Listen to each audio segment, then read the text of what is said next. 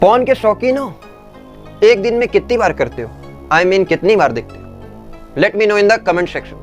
But before that, अगर कैसा लगे कि मैं कहूँ अगर आज के बाद से पॉर्न देखने की जरूरत की तो पुलिस तुम्हारे पिछवाड़े में डंडों की बरसात करते हुए तुम्हें घर से घसीट कर जेल ले जाएगी। अभी भी नहीं समझ में आया? Okay, I will explain. UP सरकार ने दिन ब दिन बढ़ते रेप केसेस को कम करने के लिए एक बहुत सख्त और सही कदम उठाया है। पता है क्या? अगर कोई पर्टिकुलर एरिया में मोलेस्टेशन या रेप के केसेस हुए हैं तब पुलिस कुछ इस तरीके से इन्वेस्टिगेशन करेगी। उन एरिया में सारे लोग जिन्होंने पॉर्न वेबसाइट सर्फ किया है वो एरिया के सारे लोगों को ट्रेस करके सीधा जेल में डाल के गांड में डंडा बरसाएगी। Is this make any sense? यार इतने तो आप लोग भी समझदार हो, बेसिक कॉमन सेंस आप लोगों के अंदर भी होगा कि ज़रूरी नहीं जिन्होंने पॉर्न देखा है उन्हीं लोग का इन्वॉल्वमेंट रेप केसेस या मोलेस्टेशन में हो। नहीं, ऐसा नहीं हो सकता। What if girl is watching porn? अगर क्या लड़की कोई पॉर्न वीडियो देखती है तो क्या एक गर्ली ने गर्ल का रेप किया हो? यार मैं भी किस ज़माने में जी रहा हूँ। धारा 377 कब का इंडिया में लागू हो चुका है, वो भी वेस्टर्न कल्चर से इंस्पायर्ड होकर। अच्छा boys, if you are watching this video, एक बात मुझे बताना या इमेजिन करो जो लोग यूपी से बिलोंग करते होंगे राइट नाउ, उनकी क्या कंडीशन होगी। आज तो घर में कोई नहीं है।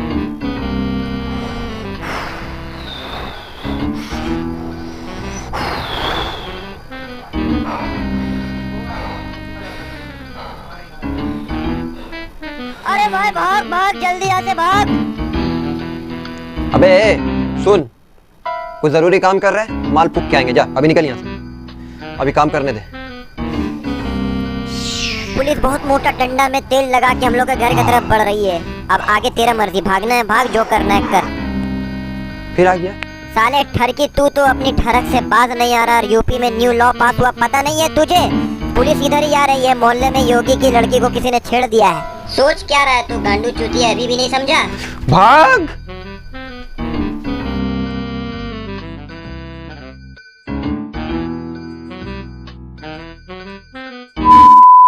ओके, अब आते हैं अपनी ओपिनियन पर। I will try to keep this video very short, crisp and concise.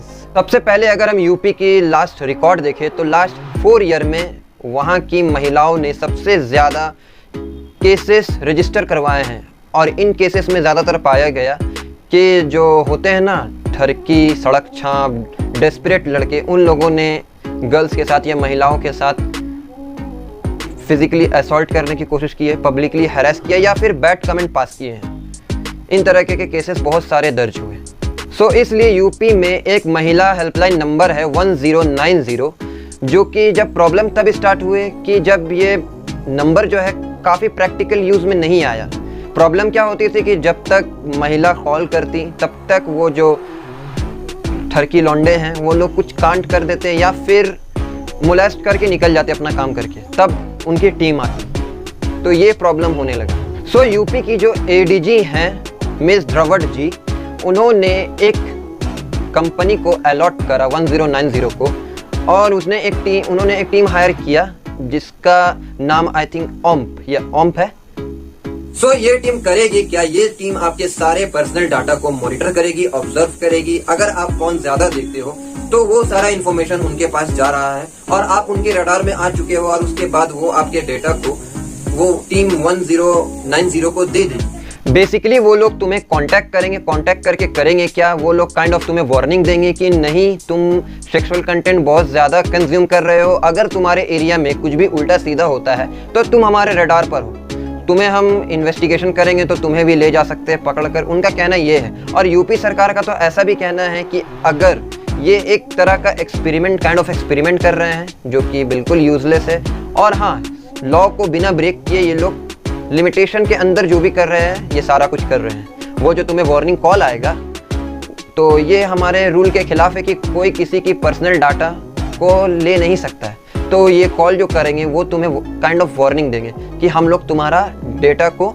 Store कर रहे हैं, कैच कर रहे हैं। लेकिन जब ये सवाल उठा कि ये जो लॉ यूपी सरकार ने बनाया है ये बिल्कुल यूजलेस है, it doesn't make any sense, any practical sense, तो उन लोगों ने कुछ टैकल करते हुए इस तरीके से काउंटर किया कि नहीं, जब रिसर्च हुआ तो ये एक तरह की रिसर्च में पाया गया, जो रेपिस्ट का माइंड होता है, रेपिस्ट माइंडसेट इस तरीके से इनबिल्ड होता है, वो लोग सेक्सुअल कंटेंट ज़्यादा कंज्यूम करते हैं और इस वजह से लोग रेपिस्ट बनते हैं और रेप करते हैं। सो इस विषय में मैं ये कहना चाहूँगा कि बहुत सारा एक्सपेरिमेंट ऐसा भी पाया गया जहाँ पर रिपोर्टर्स ने, वो रिपोर्टर जो हैं वो रेपिस्ट के पास गए हैं जो ऑलरेडी रेप कर चुके हैं और उनका इंटरव्यू लिया, तो इस एक आंसर उन लोगों का ये भी मिला कि उन्होंने पॉर्न कभी देखा भी नहीं है कि वो कैसा होता है। तब वो लोगों ने क्यों किया रेप?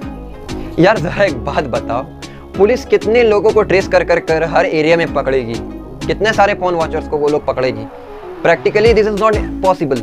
उन लोगों के इसके लिए एक बहुत बड़ी सेना बनानी पड़ेगी, सेना कह लो, या और उस सेना को टीम में डिवाइड करना होगा हर एरिया के लिए।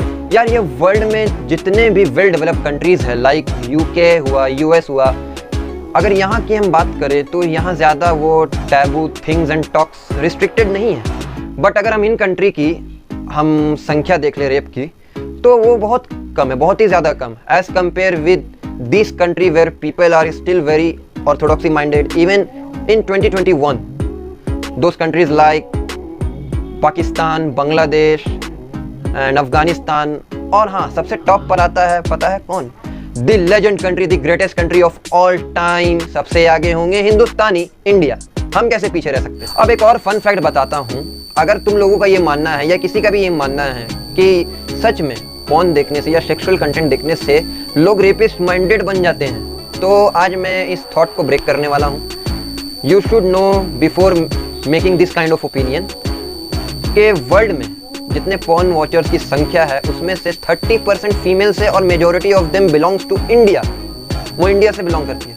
कभी सुना है कि किसी वुमेन ने वुमेन का ही रेप कर दिया है, किसी औरत ने मर्द का रेप कर दिया? हाँ होता होगा sexual assault, physical assault, but बहुत माइनर केस में। सिंपली 90s से पहले की बात करें तो उस time internet easy to access नहीं था, इवन पॉर्न भी ईजी टू एक्सेस नहीं था, लोगों को काफ़ी शिद्दत मेहनत करनी पड़ती थी। तब भी अगर उस टाइम की हम लोग रिकॉर्ड को देखें तो रेप की संख्या में कोई अंतर नहीं दिखा, हालांकि उस टाइम पॉपुलेशन भी काफ़ी ज़्यादा कम था।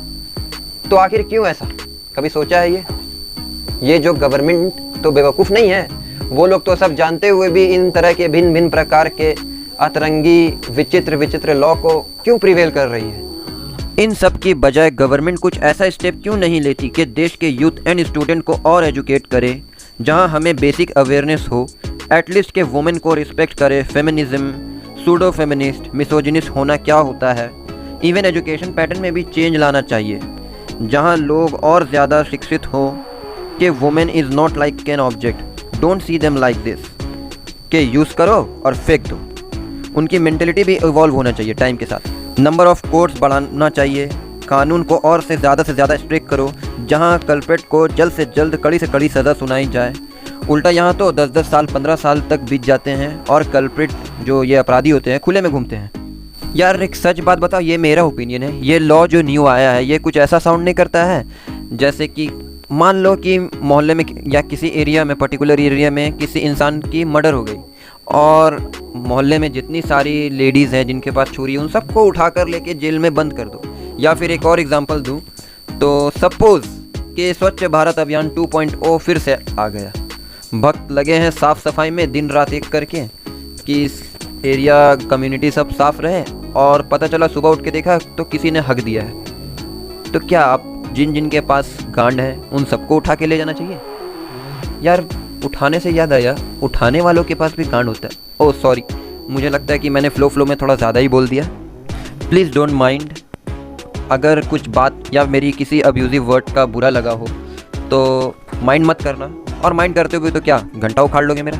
मुझे क्या, मुझे तो वीडियो बनाना है। और आज का यही टॉपिक तो था जो कि अब एंड होता है। और मैं लास्ट में ये कहना चाहूँगा कि वीडियो रेगुलर आ रही है, प्लीज़ यार चैनल को सब्सक्राइब करो, ज़्यादा से ज़्यादा लोगों तक शेयर करो। अगर मेरा काम पसंद आता है तो लाइक करो, अपने स्टोरी में, इंस्टा स्टोरी, व्हाट्सएप स्टोरी में लगाओ, शेयर करो यार, और कुछ नहीं। And for now signing off. Bye bye, टाटा, गुड बाय, गया।